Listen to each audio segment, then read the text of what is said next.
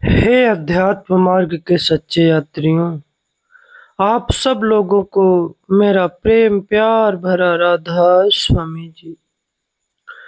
हम सब विचार करें कि अगर हम सब विनम्र भाव से खोज करें तो हम सब संत मत में पाएंगे खामोशी की एक गूंज, जिसे हम शब्द धुन भी कह सकते हैं। उस शब्द धुन के महान रहस्य का ज्ञान और उस परमपिता परमात्मा से मिलाप का अवसर, जिसके हम सब अंश हैं। साथ संगत जी, आज का जो हमने टॉपिक लिया हुआ है, यह उपरोक्त कथन से मिलता जुलता टॉपिक है। मनुष्य जन्म का उद्देश्य, कि आखिर हमें जो यह मनुष्य शरीर का जन्म मिला हुआ है, कभी हमने इस पर विचार किया है कि आखिर इसका परम उद्देश्य क्या है और यह हम सबको कितने वर्षों के बाद मिला है। तो आइए चलते हैं सीधे वार्ता की ओर। साथ संगत जी, परमात्मा ने जब सृष्टि की रचना की और इसकी रचना करके इसे 84 लाख जिया जोन में बांट दिया।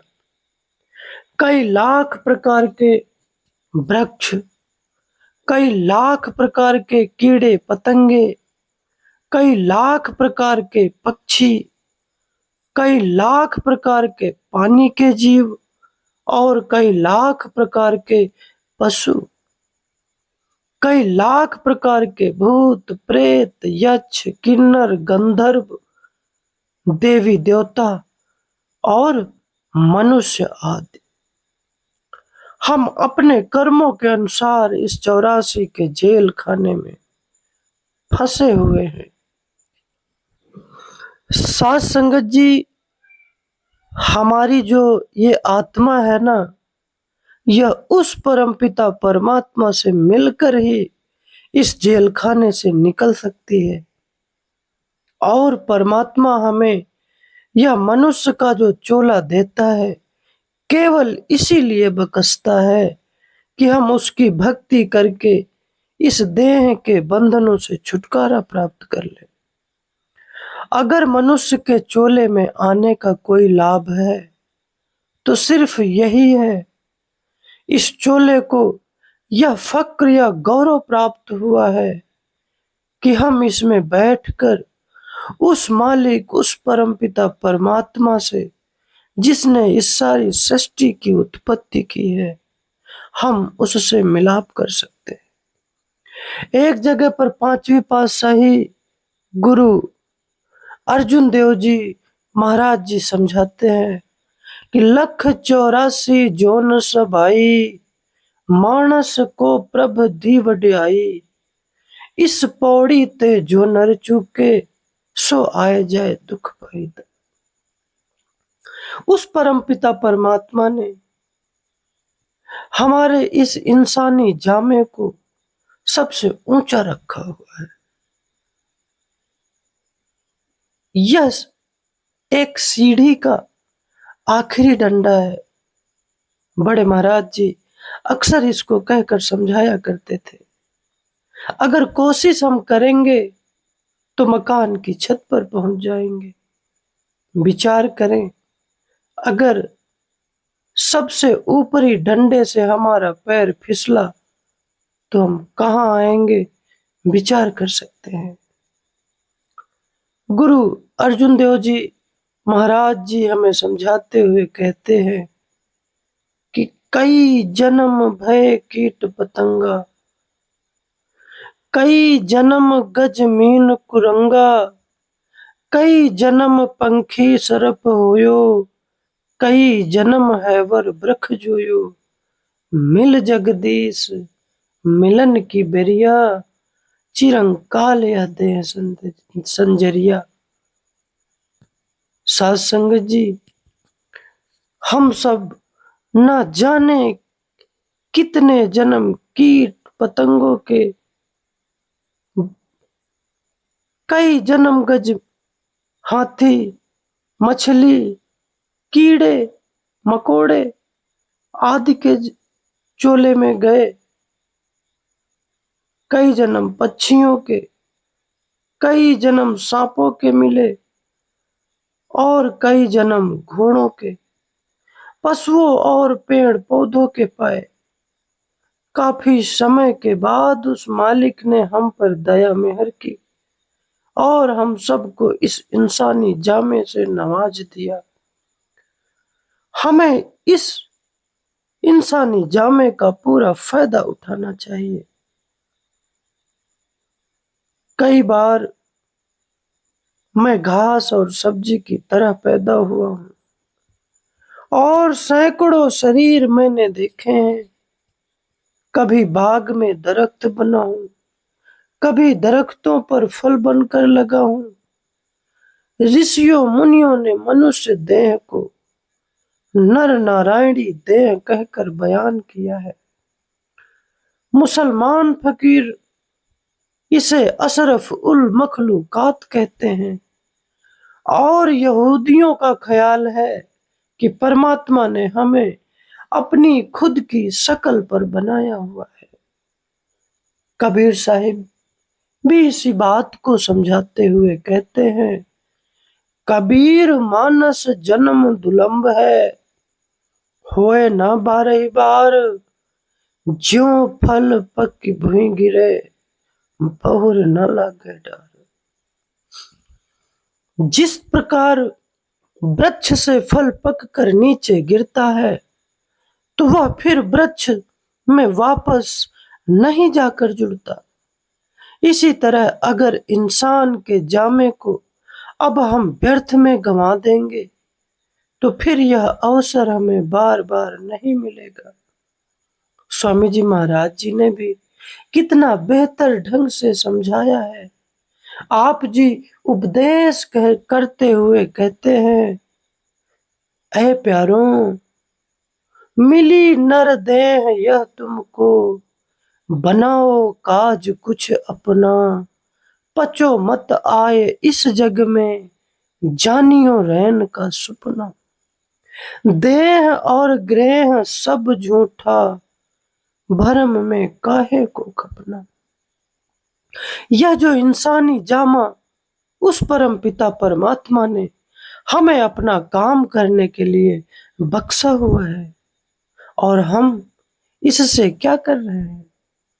अपना काम वही है जो हमें वापस ले जाकर उस परम पिता परमात्मा से मिलाप करवा दे, और वह काम है उस परम पिता परमात्मा की भक्ति। यह दुनिया एक रात के सपने की तरह है भाई, जिसकी कोई असलियत नहीं है।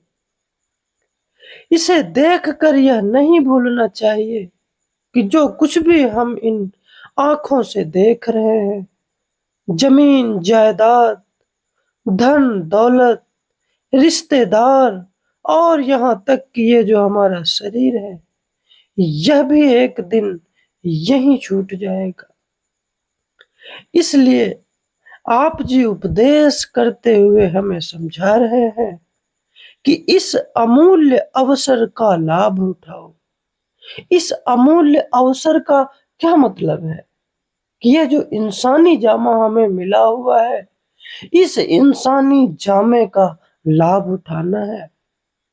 बाल बच्चे, दुनिया का खाना पीना, ऐशो इशरत आदि सब तो हमने पिछले जन्मों में भी किया है, या यूं कह ले कि हमें पिछले जन्मों में भी ये सब मिलते आए हैं।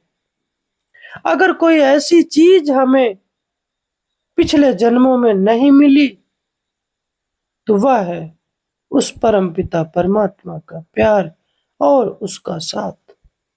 या यूं कह ले कि पिछले जन्मों में हमें उस परम पिता परमात्मा की भक्ति करने का अवसर ही नहीं प्राप्त हुआ।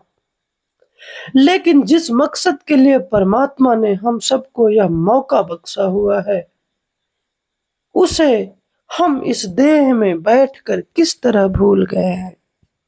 विषय विकारों में, शराबों कबाबों में, कौमों मजहबों और मुल्कों के झगड़ों में और इंद्रियों के भोगों में इसको इस कदर फंसा दिया है कि इसको कोई फुर्सत ही नहीं मिलती। हम समझते हैं कि बाबर ए ऐस कोस किह आलम दोबारा नेस्त। इंसान का जामा शायद हमको फिर मिले ना मिले। अब जब मिला है तो खूब ऐश कर ले। विचार करें, इस प्रकार हम इस सुनहरी मौके को मुफ्त में अपने हाथों से खो बैठते हैं। हम इंद्रियों के भोगों में इतने ज्यादा फंस जाते हैं कि हम अपनी मौत को भी भूल जाते हैं। रोज देखते हैं हमारे साथी हमारा साथ छोड़ते जा रहे हैं, बल्कि हम खुद उनको शमशान भूमि में छोड़कर आते हैं और अपनी आंखों से देखते हैं कि दुनिया की कोई चीज उनके साथ नहीं जा रही है। लेकिन हम मन में हमेशा यही सोचते हैं कि मौत शायद औरों के लिए होगी, हमारे लिए मौत थोड़ी ना है। हमारे लिए तो उस मालिक ने दुनिया के सैर रंग तमाशे बनाए हुए हैं। गुरु नानक साहिब हमारी हालत इस प्रकार बयान करते हैं। धंधे धावत जग भादिया न बूझे विचार, जमण मरण विसारिया मनमुख मुगध गंवार। हम दुनिया के जीव हमेशा दिन रात पेट के धंधों के खातिर न जाने किस कदर भटकते रहते हैं, और उस लक्ष्य के बारे में तो हम कभी सोचते ही नहीं जिसके लिए मालिक ने हमें यहाँ मनुष्य जामा देकर भेजा था। हमारे अपने घर में आग लगी हुई है और हम लोगों के घर की आग बुझाने की फिक्र में लगे हैं। हमारा खुद का घर लूटा जा रहा है और हमें दूसरों के घरों की चौकीदारी हम कर रहे हैं। हम अपना बोझ उठा नहीं सकते, पराए गधे बने बैठे हैं। अपने आप को तो हम धोखा दे ही रहे हैं और हम इस दुनिया को भी धोखा दे रहे हैं। हम कितने मनमुख मुगध और गंवार हैं कि हमने अपने मरण और जन्म को भी हम भूल गए।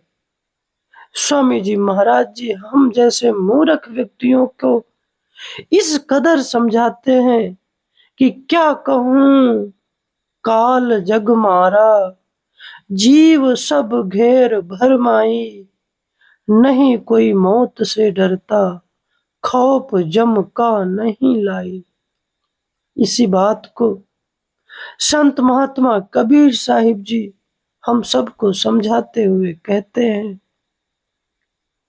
क्या लेकर तुम जन्म लियो है, क्या लेकर तुम जाओगे, मुट्ठी बांध कर जन्म लिया है, हाथ पसारे जाओगे। यह तन है कागज की पुड़िया, बूंद पड़त गल जाओगे, कहत कबीर सुनो भाई साधो, एक नाम बिना पछताओगे। साध संगत जी, आप जी समझाते हैं कि इस दुनिया में जब हमारा जन्म हुआ था तब हम खाली हाथ पैदा हुए थे। खाली हाथ क्या कहें कि हमारे शरीर में कपड़े का एक भी लत्ता नहीं था और हम खाली हाथ ही यहां से जाएंगे भी। ना कोई इतिहास उठाकर हम देख लें, ना कोई आज तक यहां से कुछ अपने साथ लेकर गया है और ना ही कुछ अपने साथ लेकर जा सकता है। इतिहास पढ़कर देख ले, सब पता चल जाएगा। यह जो हमारा शरीर भी है ना, ये तो कागज की पुड़िया के समान है। कागज की पुड़िया पर जरा सा पानी अगर पड़ जाए ना तो वह गल जाता है। इसी तरह हमारे शरीर को भी मौत के बाद या तो अग्नि के हवाले कर दिया जाएगा या इस शरीर को मिट्टी के सुपुर्द कर दिया जाएगा।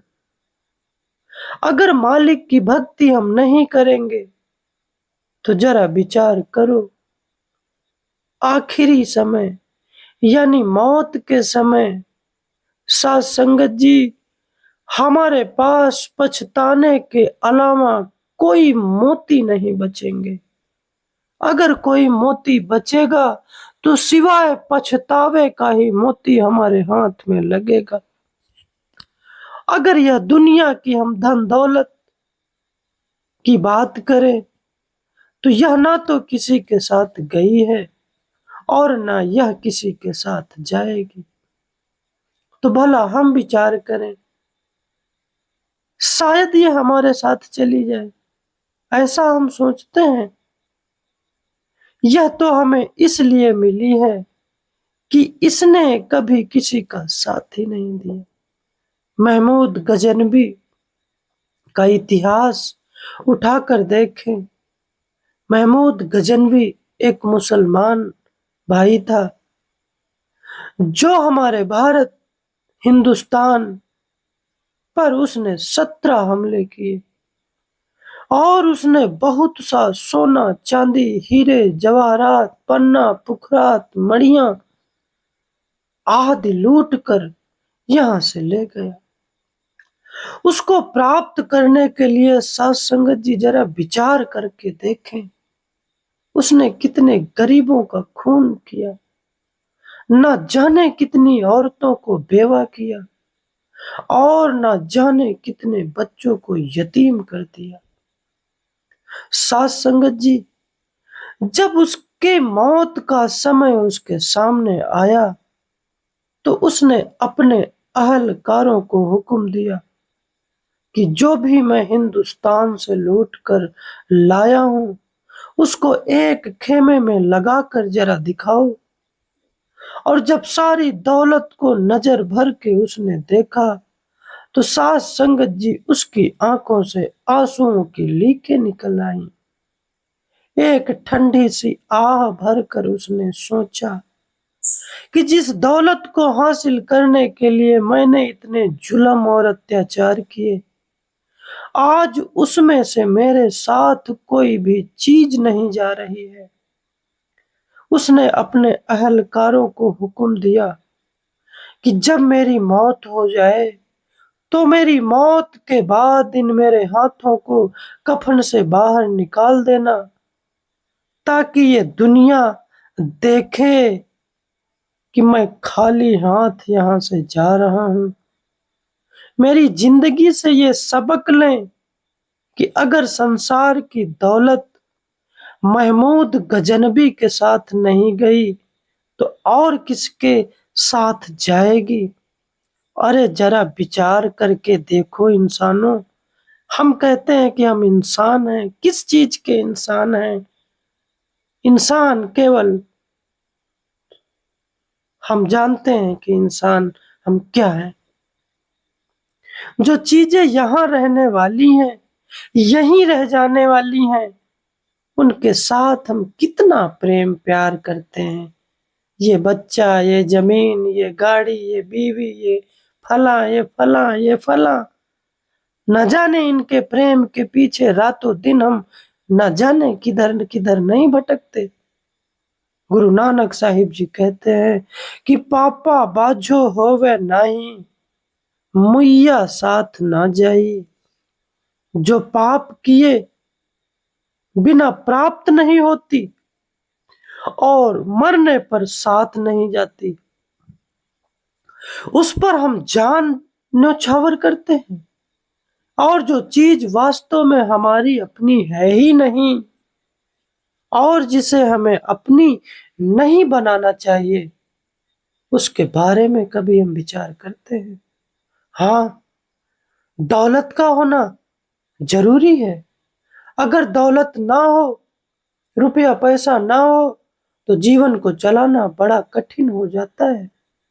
लेकिन उसके पीछे भागना ये कहाँ की अच्छी बात है।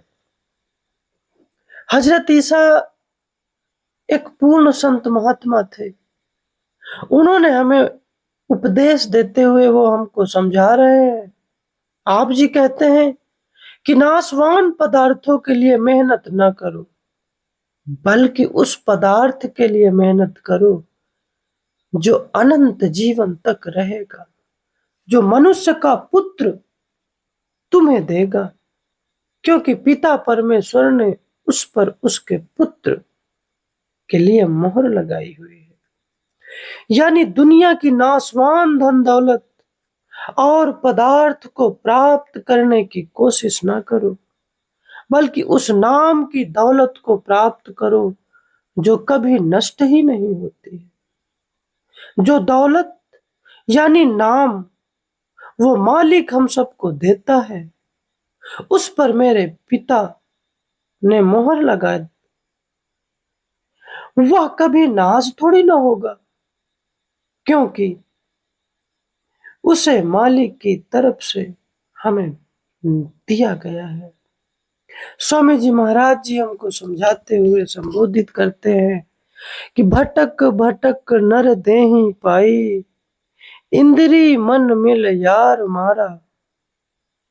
बड़ी मुश्किल से हमें यह मनुष्य का जामा मिला है, लेकिन यहाँ इस जामे में आकर मन के अधीन होकर हम इंद्रियों के भोगों में फंसे बैठे हैं। जितना भी हमारा दुनिया से ताल्लुक या संबंध है, सब हमारे शरीर के जरिए ही है।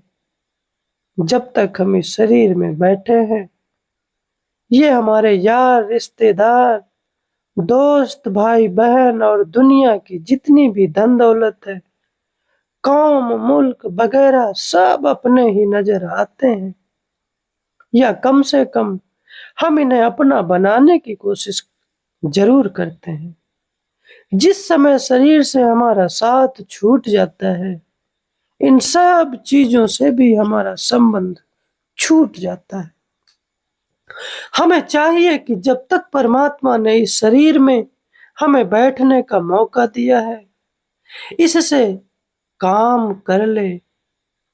इसमें बैठकर ना तो इसे इतना दुख देना है और ना ही इसको बहुत परेशान करना है कि मालिक की भक्ति ही ना हो सके, और ना ही इसे इतने सुख और आराम में रखना है कि यह मालिक की भक्ति को ही भूल जाए। वाणी में आता है, जो दिन गए सो जान दे, मूरख अजहू चेत, कहते पलटू दास हैं, गुरु से कर ले हेत। हम सब इंसानों को पलटू साहब मूर्ख कह के संबोधित कर रहे हैं कि ऐ मूर्खों, वक़्त रहते चेत जाओ, वक़्त रहते इस शरीर का फायदा उठा लो, नहीं तो फिर 84 हमारे लिए तैयार है। स्वामी जी महाराज जी कितने सहज ढंग से हमें समझाते हुए कहते हैं कि ऐ प्यारो, धाम अपने चलो भाई, पराए देश क्यों रहना। काम अपना करो जाई, पराए काम नहीं फंसना। नाम गुरु का संभाले चल, यही है दाम गठ बंधना। जगत का रंग सब मैला, धुला ले मान यह कहना।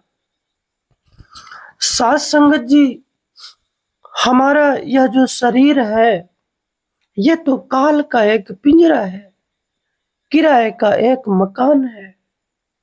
जितनी सांसें हमें मालिक ने बख्शी है, उनको भुगत लेने के बाद हमें इसको छोड़ के चले जाना है। यह शरीर कभी किसी का साथ नहीं देता। क्या हमने कभी नहीं देखा बड़े बड़े राजा, महाराजा, बादशाह, सुल्तान, शासक, तानाशाह, जिनसे दुनिया थर थर कांपती थी, आज उनकी कब्रों को हम किस तरह नफरत भरी नजरों से देखते हैं, कभी हमारे कब्रों को भी लोग इसी तरह से देखेंगे। लोगों की जो हड्डियां हैं ना, वो हमारे पैरों के नीचे आकर रौंदी जाएंगी। लोगों की खाक उड़कर आज हमारी आंखों में पड़ रही है, किसी दिन हमारी भी खाक उड़कर लोगों की आंखों में पड़ेगी और पीड़ा देगी। इसलिए संत महात्मा हम सबको गफलत की नींद से बेदार करते हैं, यानी चेताते हैं, जगाते हैं कि उस समय को अपनी आंखों के सामने रखो प्यारों, जब कोई भी चीज तुम्हारी मदद के लिए सामने नहीं आएगी। ये भाई, ये बहन, ये रिश्तेदार, मित्र सब हमारे पास ही बैठे रह जाएंगे और किसी को यह पता नहीं चलेगा कि मौत के फरिश्ते आए किधर से और हमको पकड़ के किधर ले गए। हमारे रिश्तेदार और हमारे सगे संबंधी रोने धोने के सिवाय और क्या कर सकते हैं, और वे हमारी क्या मदद कर सकते हैं। उन सब के साथ हमारा लेन देन का संबंध है भाई, गर्जों का प्यार है भाई। आज कोई पत्नी बन के आ गई, कोई पति बन के आ गया, कोई बाल बच्चे बनकर आ गए, उनसे हमारा जो भी हिसाब किताब होता है, पूरा हो जाने के बाद हम उन्हें छोड़कर चले जाते हैं और कभी हम उनको पर कभी हमने विचार नहीं किया। विचार करें कि जिस तरह एक स्टेज या रंगमंच पर हर एक एक्टर को अपना अपना पार्ट अदा करना पड़ता है, कोई राजा का, कोई रानी का, कोई विलन यानी कि खलनायक। इसी तरह यह दुनिया भी एक बहुत बड़ी स्टेज है। The world is a heavy stage and we are all actor. और हम सब दुनिया के जीव यहाँ अपने अपने कर्मों के अनुसार अपना अपना पार्ट अदा कर रहे हैं। असल में हमारा किसी के साथ कोई भी रिश्ता या कोई भी संबंध नहीं है। जिस तरह नाटक के समाप्त हो जाने पर निर्देशक का इशारा होता है और कलाकार को स्टेज से नीचे उतरना पड़ता है, और जैसे ही वह कलाकार स्टेज से नीचे उतरता है तो ना वह राजा होता है ना रानी। उसी तरह इस देह को छोड़ देने के बाद हमारा भी किसी से कोई संबंध नहीं रहता। जिस समय किसी को मौत आती है उसके रिश्तेदार रोते हैं, लेकिन जिस जगह जाकर वह फिर जन्म लेता है, विचार करें, वहां पर ढिंढोरे बजते हैं, ढोलकें बजाई जाती हैं, खुशियां मनाई जाती हैं और मिठाइयों की तो कोई बात ही नहीं। आत्मा पिछले रिश्तेदारों का गम करे या अगले रिश्तेदारों के साथ खुशी मनाए, आज हम अपने पिछले जन्मों के रिश्तेदारों को बिल्कुल भूले बैठे हैं। तो जिनके लिए हम आज भटकते फिरते हैं, तरसते हैं, तड़पते हैं, उनको अगले जन्मों में भला हम क्या याद रखेंगे। माता पिता को भी हमारा साथ छोड़ देना है। जो कुछ भी हम इस दुनिया में देख रहे हैं, इसे भी हमारे साथ नहीं जाना है। हमारे रिश्तेदार भी रोगी हैं, यानी कि नाशवान हैं। यहाँ तक कि जिस शरीर में हम बैठे हुए हैं, जिससे हम इतना प्रेम करते हैं, जिसके बनाने में, श्रृंगार करने में न जाने कितने कितने उपाय हम नहीं करते, ये भी तो हमारे साथ नहीं जाएगा। स्वामी जी महाराज जी हम सबको समझाते हुए कहते हैं, धन दारा सुत नाती कहियन, यह नहीं आवे काम। श्वास दुधारा नित ही जारी, एक दिन खाली चाम। मशक समान जान यह देहि, बहती आठों जाम। कोई भी रिश्तेदार मौत के समय काम नहीं आएगा। जिस प्रकार एक तालाब में कितना भी पानी क्यों ना भरा हो, उसमें एक नल लगाकर खोल दें तो पूरा तालाब खाली हो जाता है। ठीक इसी प्रकार हमारा यह शरीर सांसों का एक भंडार है। जब तक हमारी सांसें आ रही हैं, हम किस तरह इस दुनिया में एक दूसरे के लिए भाग दौड़ कर रहे हैं। दुनिया में अपने पेट के लिए और लोगों के लिए हम क्या क्या नहीं करते। बेईमानी करते हैं, चोरी करते हैं, कत्ल करते हैं, क्या नहीं करते। लेकिन हम उस समय को भूल जाते हैं जिस समय यह सांसों का भंडार खत्म होगा, समाप्त हो जाएगा। लोग हमारी मौत पर तार भेजेंगे, फोन करेंगे कि भैया भैया चले गए।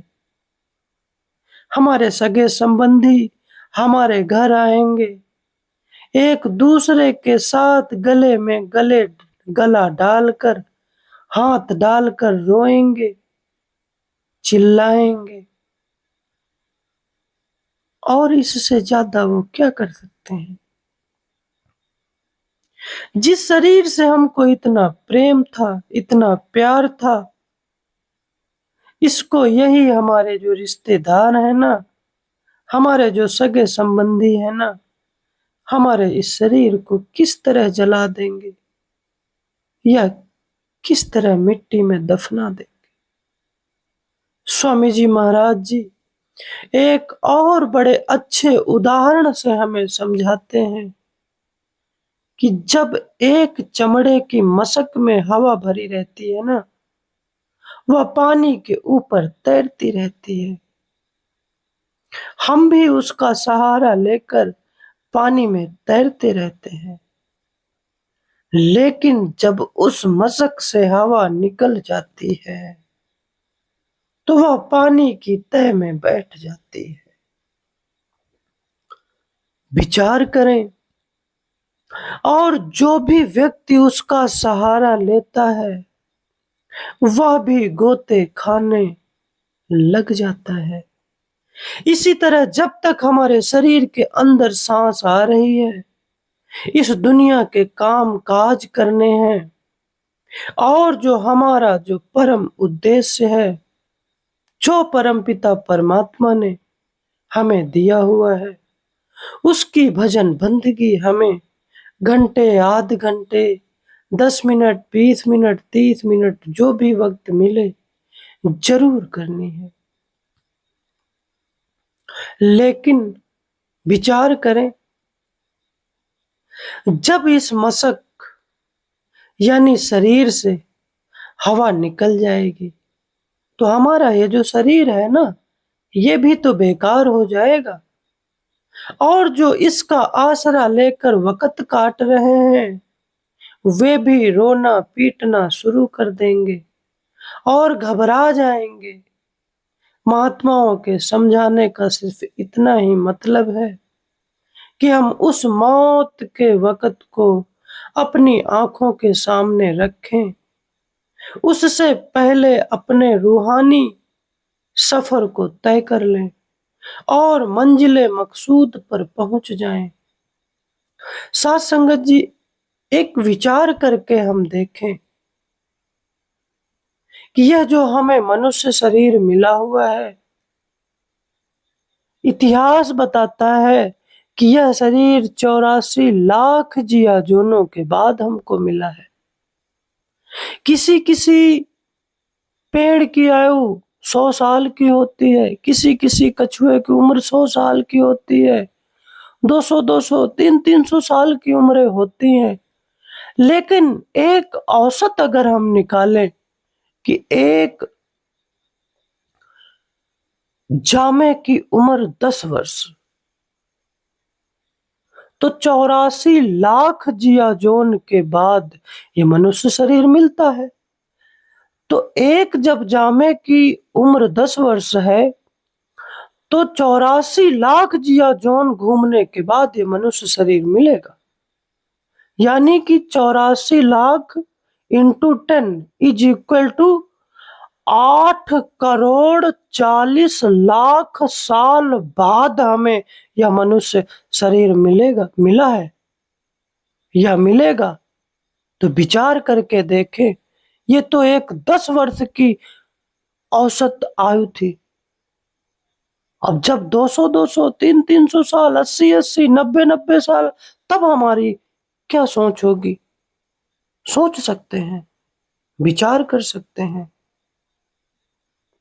इसीलिए स्वामी जी महाराज जी हमको चेतावनी देते हुए समझाते हैं कि कुटुंब परिवार मतलब का, कुटुंब परिवार मतलब का, बिना धन पास नहीं आई।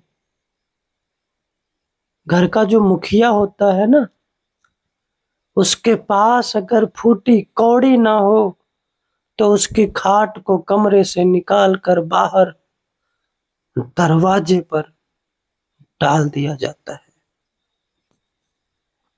विचार करके हम देख सकते हैं क्या हालत होती है। हमारे जो भी रिश्तेदार और यार दोस्त हैं, ये सब गर्जों के साथी हैं। इनके मोह या प्यार में फंसकर हम उस मालिक को भूल जाते हैं। इस शरीर में आने का उद्देश्य और मतलब भूल जाते हैं। जब हमारे पास धन दौलत नहीं रहती है, तो हमें अपने भी छोड़ जाते हैं बेसहारा तड़पने के लिए। उस स्थिति में उस परम पिता परमात्मा के अलावा हमारी कोई मदद नहीं करता है। चाहूं दिसु सूरा बहु खड़े, हाथ लिए हथियार, सब ही देखत रह गए काल ले गया मगर। कोई कहता है कि हमारा लड़का डॉक्टर है, अमेरिका में है, हमको किस चीज का डर है? जब बीमारी आती है, चारपाई में लेटे रहते हैं, डॉक्टर आता है, इलाज करता है, लेकिन उसका इलाज उस कुदरत के इलाज के आगे नाकामयाब सिद्ध हो जाता है। फिर कहता है वो डॉक्टर कि भाई साहब, हम आपके पेशेंट को, हमने प्रयास तो पूरा किया, लेकिन आपके पे तीमारदार को, आपके पेशेंट को हम बचा नहीं सके। कोशिश हमने पूरी की। ठीक है, कुदरत का कानून एक अटल कानून है। साथ संगत जी, आज के जो ये वार्ता आप लोगों के साथ हुई है, मैं पूरी आशा के साथ कह सकता हूं कि आप लोग इसको जरूर इस पर विचार करेंगे और अपने जीवन को सफल बनाएंगे। एक पूरे गुरु की तलाश करेंगे, गुरु से नाम की बख्शीश लेकर घंटे आधे घंटे जरूर भजन पर बैठना है। गुरु प्यारी साथ संगत जी, हम अगले वीडियो में आपसे फिर मिलेंगे। तब तक के लिए आप सब लोगों को मेरा प्रेम प्यार भरा राधा स्वामी जी।